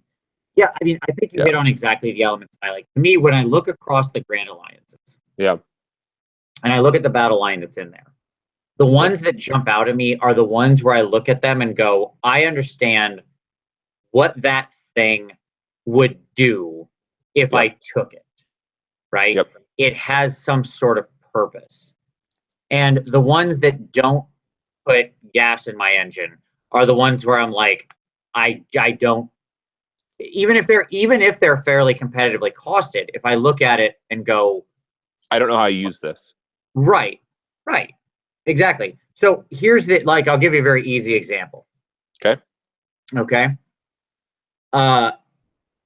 Gore. Okay. Gore out of Brayherd. Yep. Okay. Sure. I love Brayherd. I like their allegiance ability. I have a Brayherd army. I want to expand it a little bit in the over the next year, just to kind of add some units to it. Because right now it's really more of a Warherd army. I have like 5 Doom Bulls. I have a 6th ready to go. But anyway, that's not here or there. The when I look at gore, Yep. I don't know what they're supposed to do. Right. And what I mean by that is they're not very effective in combat. I mean, don't get me wrong, they can be, when they're like synergized and they have all their heroes around them and they get properly buffed, they're fine enough. Yep. But they're still just 1 wound, fairly easy to kill pudwhackers, right? Yep. That are more expensive than marauders. Right. Right. But they're not like, so they're not tough enough to be tough. They're not offensive enough to be offensive. Even when massively piled on with synergies, I'm not sure they cross the threshold. And they're not costed aggressively enough for me to understand what they are. So like, unless I am playing Greyherd and I'm like basically gun to head, I have to take them. I mean, I'm not putting that many Ungor on the table just because I don't own that many Ungor. So here's where we are, folks. You know, like I look at those when I look across thinking about a Chaos Grand Alliance. If I was going to make a Chaos Grand Alliance army, those units will never show up in that army. They're never making the cut. Right. Exactly. Like in a competitive environment. Like Sure, we're not talking sure. narrative. We're not talking about any of those other things. Yeah. Yes. From a purely competitive match play perspective, yes. Because we're living, to be very clear, we're living in a matched play world here, hence the focus of this discussion, right? Because if you're in narrative or open gaming, you don't need to worry about things like Battleline. You throw that crap out the window. Right. Your army can be whatever the heck it wants to be for the narrative scenario, and I got no problem with that. That's super cool. Yep. Great, good, sweet. You know, we did our Halloween game this last weekend, and I was like, look, I'm not taking a bunch of. I ran a 3,000 point Death Army led by Nagash. Yep. Against like a combined 3,000 points of Order and Destruction trying to kill Nagash. Yep. And I was like, I'm not taking other battle line. I've got other stuff I want to do. I'm going to take this Death Lord's battle line. Like I took the Morghasts. Sure. Like it's more interesting. They're Nagash's personal servant. I was like, does anybody have a problem if these just count? And everybody was like, no, it's a narrative scenario. Like this is what we're doing. We still used most of the construct of match play, but the point was that we were doing a more narrative story-based scenario. You can bend the rules. There you go. Cool. So the like I look at those gore and those sorts of like troops that don't have a defined purpose is what it is. When I look at like Chaos Warriors, I'm like, yep, I get what those are there for. Right? Like, they are a rock that is not going to move. Awesome. That's what I want. Yeah. I want it. They're a you know, relatively efficiently, competitively, whatever we want to say. I don't think they're ultra cheap. I think they're, as you said, broadly painted, competitively priced. Yeah. Anvil. Yep. Marauders are super cheap bodies I put on the table, right? I would also point Clan Rats are another good example of just like cheap piles of bodies. Yeah. The downside to portable. Correct. Well, they're the same cost in toto, but they can't be shrunk down to the unit. Right. Right. Yeah. Even though they're the same effective total cost price per unit, I can't capitalize on that. But like I've used them in save-centric armies in the same way I use Marauders in General Chaos. Yep. You know, but having that defined role me makes it. I agree. I think that's the definition. The other thing I would add is I love the battle line that when I look at them, I get the whole army. Yeah. What I mean by that is, again, so to return to Chaos Warriors, one of my favorite units of all time. I love Chaos Warriors. I think Chaos Warriors are indelibly Warhammer, right? Like they are part of the face of Warhammer. When you look at those guys, you get chaos. Like, there it is. You know what I mean? Like, the entirety of Slaves to Darkness, of the Mortals of Chaos, is distilled into that Chaos Warrior. In the same way we talked about earlier with the Liberator, right? Like, they're a clear, readable, rockable. We know what they are and what they're doing. Yes. Narratively, aesthetically, functionally, right? Everything about them synergizes together. Like they read correctly. In Magic, I've talked about Johnny and me. Talked about Johnny and me and Spike a lot, Yep. right? There are two appreciation profiles that sit next to the psychographic profiles called Melvin and Vorthos. Okay. And these are less talked about, but still interesting. So, and what they have to do with is they're not psychographic profiles. They don't explain the why, but they explain the what. And people are Melvins and like things. Melvins like cards, and they uniformly work. Yeah. It's the same true here, right? When the rules and the picture and the art and the story all feed together to make a cohesive whole. Yep. You understand what I mean? Yeah. Like that is unified. And that's what like a Chaos Warrior is. Yeah. You look at it, it's tougher than clearly the average person. Yep. It's, they're powerful, they're powered by chaos. You get that in their story, you get that in their rules, you get that in the image. Boom. So I like things that look like that project all of that. Again, to return back, like I know we're talking on chaos here, but clan rats I think are the same thing. They're weedy, they're small, they're beaten down, and they're punched and scheming. They can retreat and still go charge somebody else and fight, right? Like they're so skaven. Yes. So again, to me, and I'm sure it's my bias toward the Verminous Horde, but again, indeed. it's I would put it as another one of those elements. Anything else that jumps out in your mind as something that makes a good battle line unit besides those elements you've defined? No, I mean that's what I'm looking for. Potential. How do I want to say this? Potential isolated synergies. So you want to put a pin on that one real quick? Yeah. So, and this would be battle line units that can maybe use one additional supporting hero or one other unit to kind of cooperate with, and it can be functionally independent of the rest of your force. And so, do you have a good example? I totally agree with you. Do you have a good example so that other people will understand? Yeah, so I'll give two examples of this. Just because this is the stuff that I've been modeling and painting and working on. Arcanaut Company and an Aether Chemist. Yep, sure. Because that as a unit can travel together, and the Aether Chemist just like makes everything that the company wants to do better. They move at the same speed. They it can bunker in the middle of them. It can do kind of whatever you need it to do. And it's like then those two things together can form a fighting unit somewhere on the battlefield. Okay? And they don't really require additional support beyond what those things are inherently. Another example of this is Volkite Berserkers and a Rune Smiter. Right. Volkite Berserkers are, a super meaty, unit that gets a reroll to dice on a charge. Very tanky. And the Rune Smiter can deep strike them 9 inches anywhere on the battlefield. And then after the first deep strike, it'll grant them rerolls on wounds every subsequent battle round. Yep. And so those things are a unit that can move around the battlefield together. It's not exorbitantly expensive. And they make a good, independent unit. And so you're not required to have, okay, I have a handgunner block, but to buff those handgunners, I need a general, and I need a hurricanum, and I need a da-da-da-da-da-da. And going down the list. Does that make sense? Where, once you choose one thing, your entire list is built for you.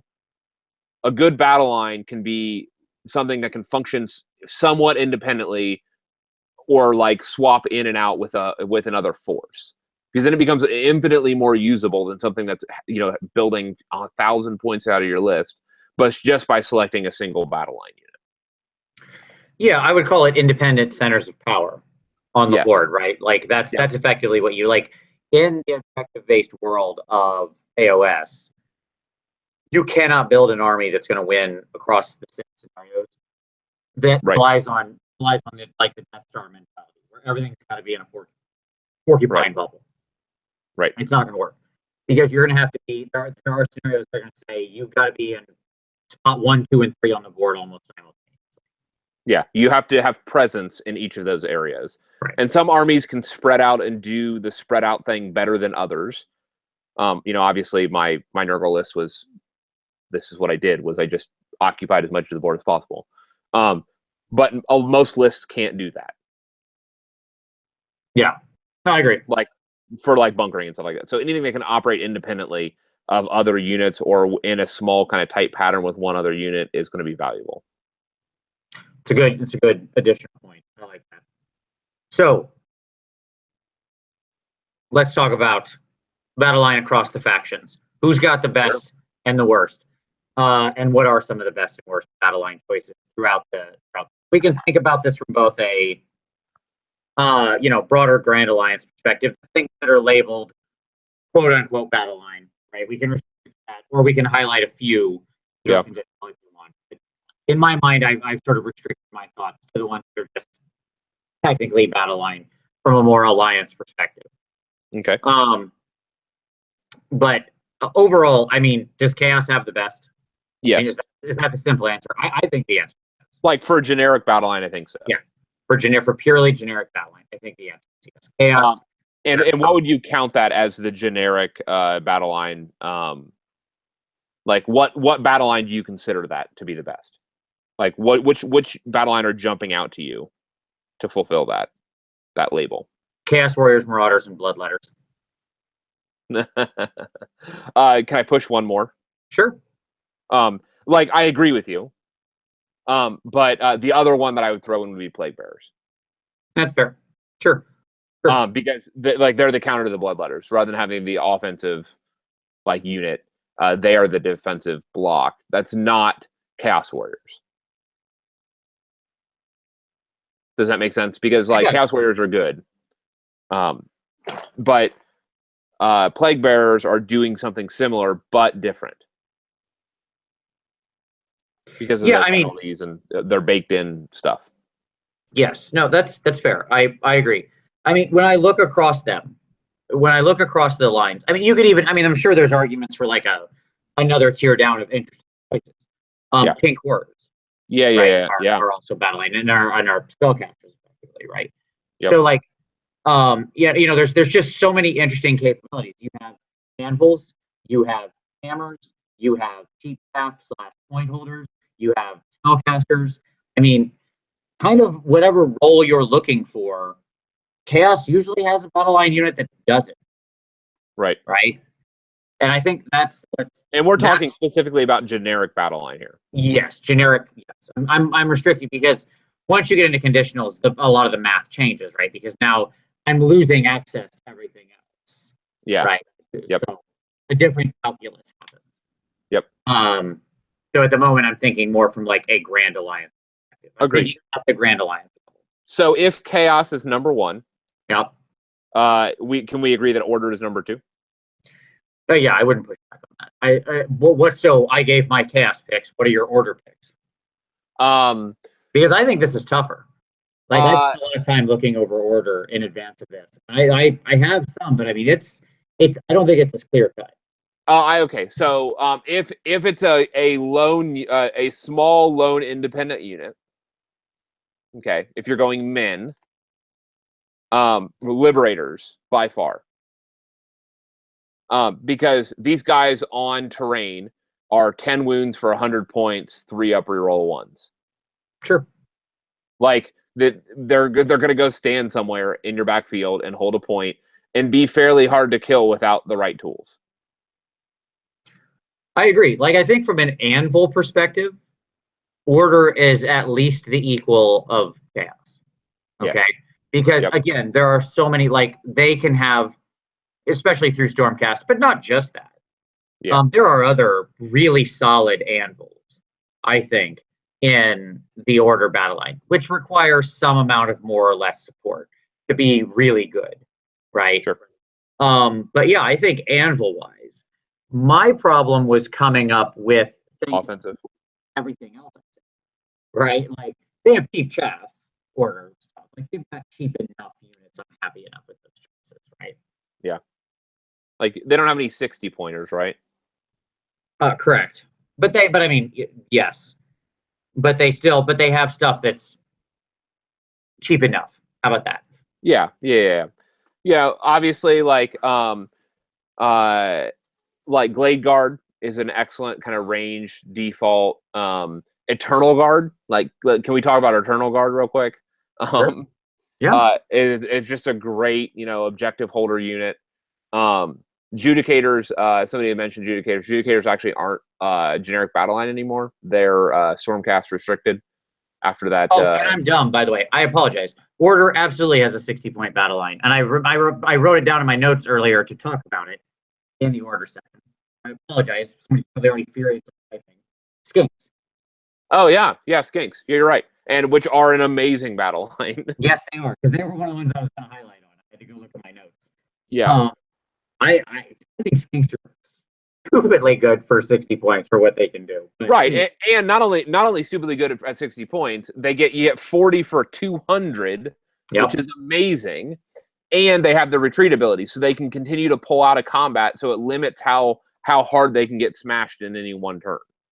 Absolutely. Fantastic point holders.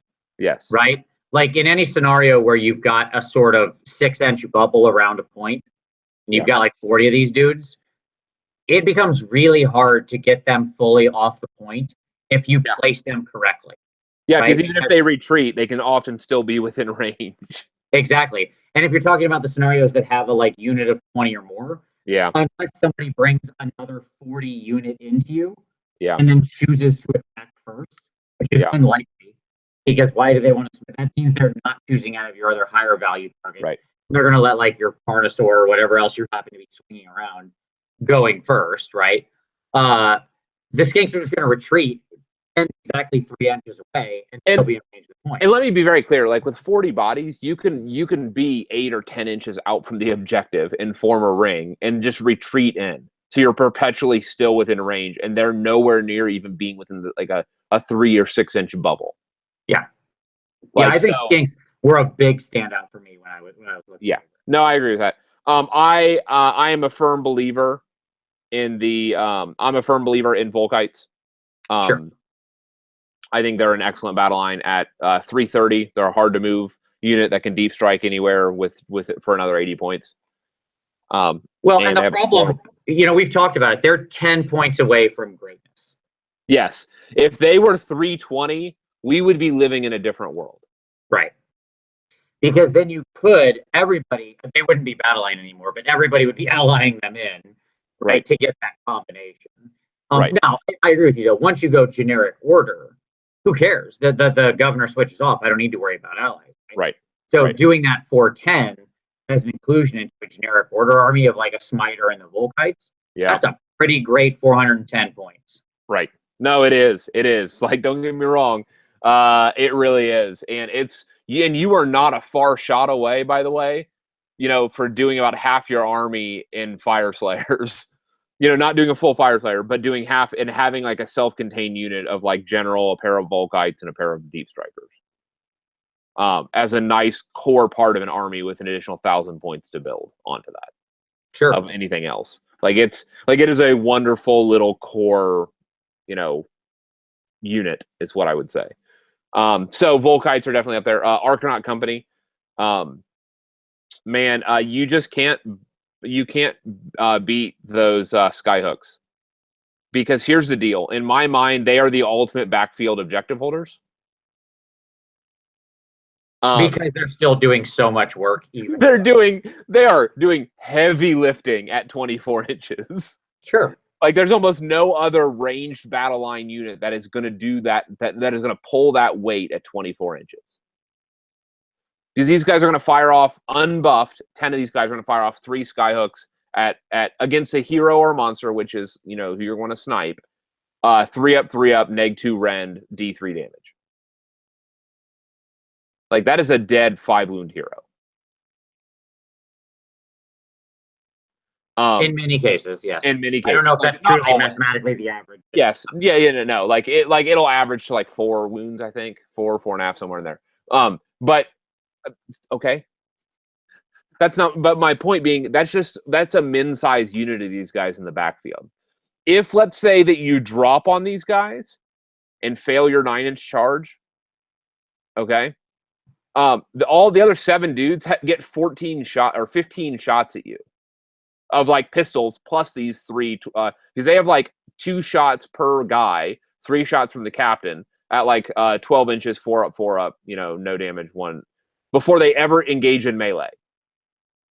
Right. So they actually have they have a really interesting, they have a really long strike contribution, 24 inches. In the medium range, they are fairly prickly. Like that set of pistol shots followed by a round of melee will kill some stuff. It just will from a pure volume. And that's only for 10 dudes. You can easily buff a unit up like this, get 20 of these guys. So now 6 sky hooks at 24 inches. If you throw in a hero, which is really easy to do, you can double that number with the chemist. So I'm a big fan of Arcanaut Company. I think they are a wonderful utility piece. Liberators are also in that grouping. Liberators 5 up or 3 up save standing on terrain with a rerollable 1 save. Support them with 100-point Lord Castellan, and you're now at 2 up reroll 1s. I just had a conversation with somebody who was saying, I had made a comment about Blight Kings, about how I felt like they were a surgical tool that people have to deploy carefully, and somebody's like, "Oh no, I run like 20 of them, and they're a slow-moving anvil you have to deal with." And I was like, "Really? Like that's 20 Blight Kings is."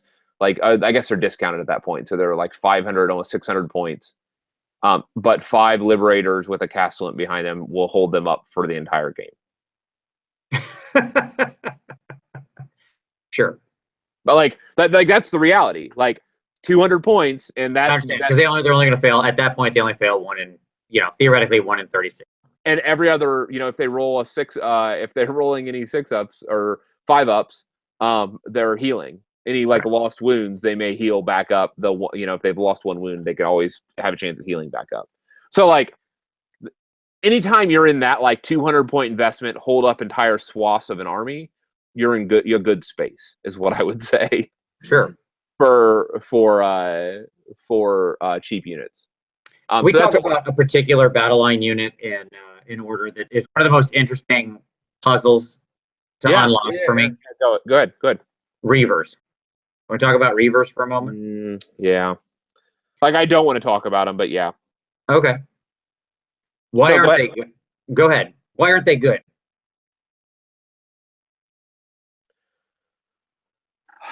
It's a complex issue. That's what I'm saying. Here's my point. So for everybody, because this is not a unit I don't think I ever see on it.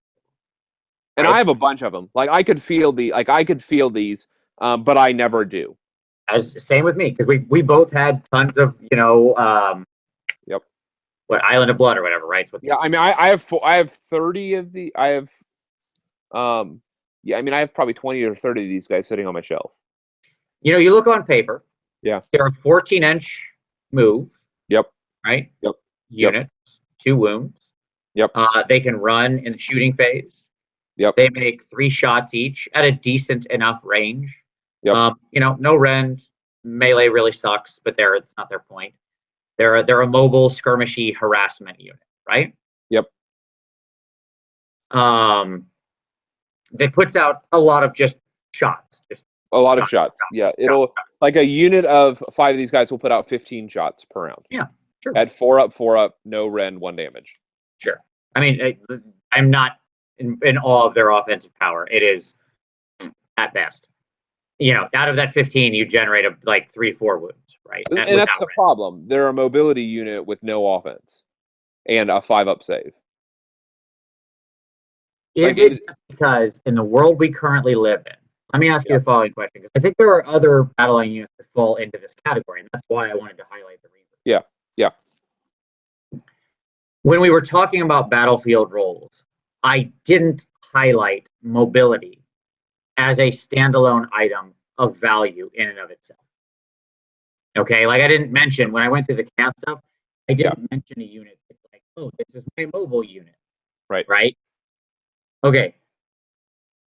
So my argument is this. Mobility in and of itself, and that's the only thing you've got, right? You are very fast. Doesn't have enough value. Like to actually be worth taking right now. Right now. No. Because there's mobility everywhere. Like everywhere. And so it's not weighty enough. Well, and that's what I'm saying. Like they're faster than almost anything else around. Right? Like because literally they can move 14 plus 2d6 a turn easy, right? Like without any other shenanigans happening. Yeah. Yep. And they have an average of like a 21-inch move. And by the way, like there's Slanesh stuff that falls in the same level. But to me, mobility alone doesn't do it. That's the lesson there. When you distill it down, just they move. They're not even that expensive. They're like 5 for 100 points. They have the same wounds as Liberators, so they're far from as tough. But that's the point. Like cost-wise, you just spend a bunch of time praising Liberators. There's the same number of guys, same number of wounds, but they lack anything beyond, and they move 4 times as far as Liberators, right? Like that's a significant differential. Yeah, no, it is. And yet, it's not enough. Right. And it's funny because mobility is essential for winning the game. Right. But mobility in nothing else is just not valuable. Right. Yes, exactly. It was interesting because it highlighted that challenge, right? You have to be mobile and. Yeah. Like I think about so in a counter to this. So for 200 points, I can get 6 Sky Wardens, okay, that have a 12 fly, and all of their guns, the 4 of the 6 are going to wield, 4 of the 6 are going to wield 24-inch guns. Right. For 40 more points, and so I'm getting 2 more wounds, a lot more range, slower movement, but fly. To me, like that, and rend, like the 2 of the guns on there, you're getting 12 shots of the machine gun, and it's all at -1 rend, the same profile, and then you're getting 2 shots at -3 rend. That's not a battle line unit, but I'll spend my battle line on something else and then get a unit like that to fill in instead of Reavers. Right. So moving on to the other 2 Grand Alliances, who I think are in the worst, the lesser positions. Yeah. I would put Destruction in number 3. Agreed. Yeah, I think that, and with that, I would say that I think Death has it worst. Agreed. Yeah. To me, Destruction has some interesting different choices to make, and that you can burn your battle line by taking 3 ogre bowls, or effectively just ogres, right? And they're cheap. They're effective enough. It's like heavy chaff. They can walk around and get in the way of stuff. They have an interesting mortal wound reflection that makes it so you don't want to charge them with heroes or something like that. Yep. They're fine. And there are a small number of units to paint or models to paint. I think they're a good, I need 1 more battle line. Oh, 3 ogres. We go down. Okay. Yep. But they also have bodies, mass bodies. You know what I mean? I can easily get cheap goblins, just pile them on. But again, they don't cover the bases. Neither Destruction or Death covers the bases, right? That Order or Chaos does with what their battle line can do.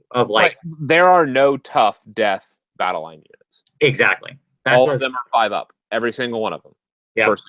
None of them have some of them have a 6 up ward save, maybe. Well, I mean, even if you totally stack it out, right? So even if you had their anvilness is our pittiness at best, right? So it's 40 skeletons or whatever, and let's say they're 5 up or 4 up, they're shielded or something, and then they're 6 up because they're near a hero, and they're 6 up because they're near the white standard bearer, right? And that's all synergy that is required. Right. So I had to really pile stuff on there, and sure, quantity has its own quality. Blowing your way through 40 skeletons can be tough with that level of save if you don't have something powerful. But that being said, it's not the same thing, right? They can't shrug off the damage and not lose bodies. You will peel those guys. Period. Yep. Anybody can reduce their wounds out. It doesn't take anything special. It just takes either something that's highly damaging or a mass amount.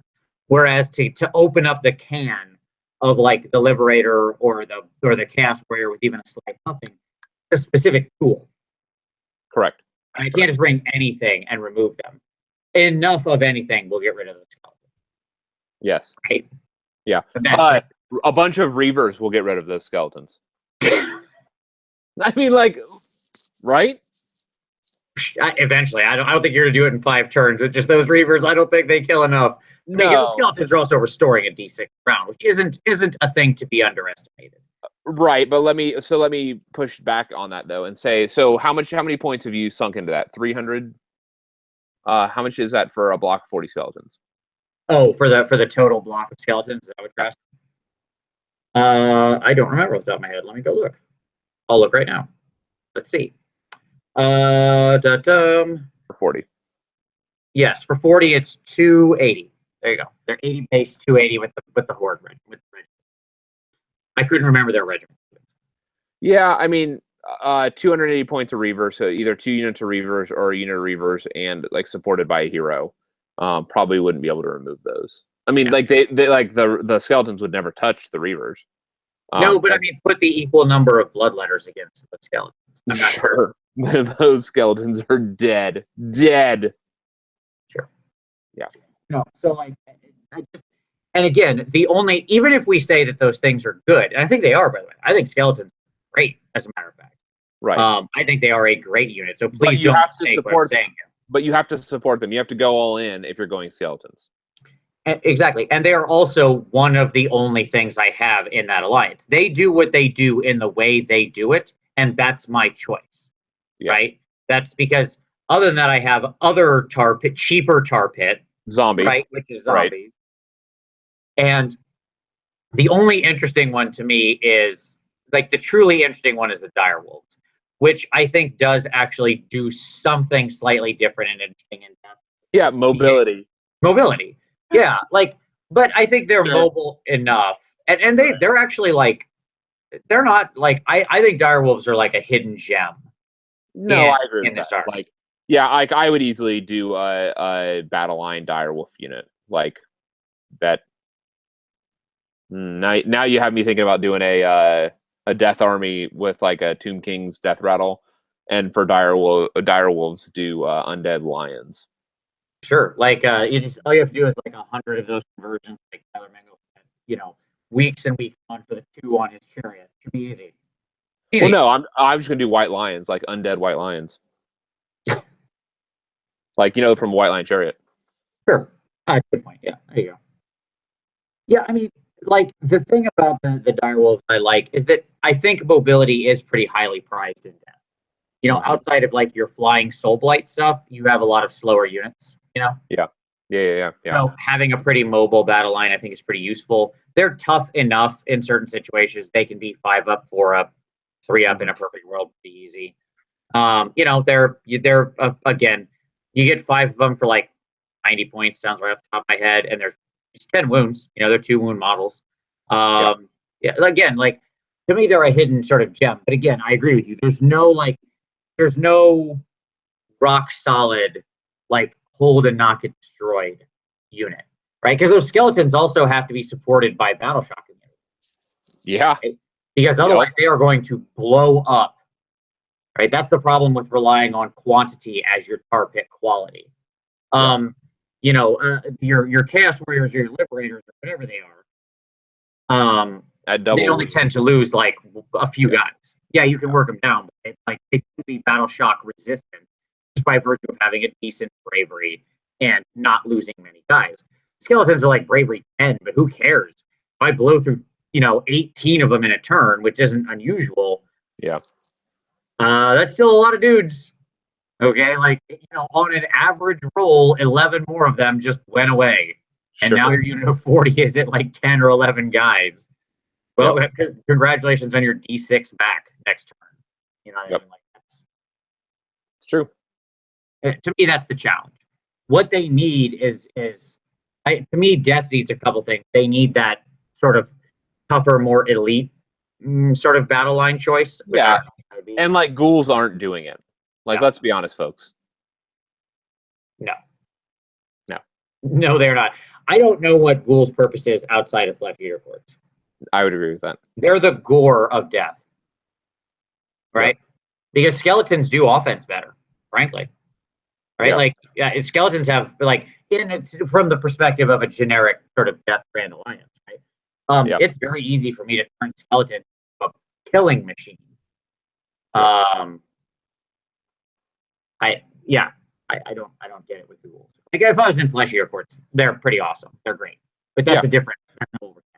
Right. That's narrow. That's not Grand Alliance. It's not generic Battleline. So, anyways, yeah, that's good. There we go. I think that's kind of everything. That's a good Battleline discussion. So, any other closing thoughts you want to give on it? No, I mean, I think the ability for because oftentimes Battleline units, especially min core kind of min Battleline, they're going to be sitting on objectives, and so they like anything they can do to contribute to a battle is going to be valuable. And so that's why, like, I think Reavers, like, if any utility is to be there, it's that they can actually participate at a distance. And that's questionable at best. Right? Questionable, yeah, right. Agreed. Like, I'm not going to discount that. But things like the Arcanaut Company and stuff like that, like, they can all reach out. Pink Horrors, all those things can reach out and participate while sitting on a point. Yeah. That's what I got. Cool. Well, there you go. That was our discussion of Battleline. I think we touched on a lot of things that I wanted to hit on.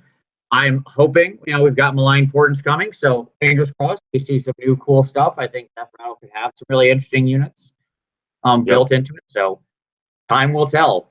But as for all of you out there, as always, we want to know your thoughts on this subject. So if you have any comments on anything we've talked about tonight, drop them down there in the comments. Always love to see the discussion. Tom, good time as always, sir. Can't wait to see you Friday night. Yeah. And let's try Havoc and let Banana Peel slip the Dogs of War. So there you go. Indeed. All right. So thank you very much, everybody, for watching. We always appreciate it. And as always, we'll see you next time.